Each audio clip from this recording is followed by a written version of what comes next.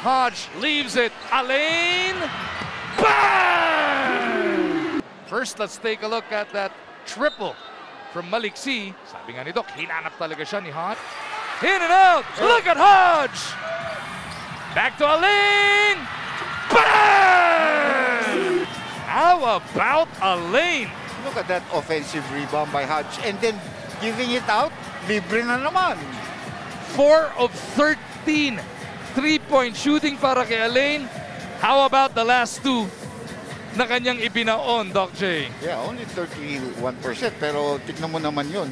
When it's needed, he made it. So it's a 2-point lead. Matagal pa itong larong ito.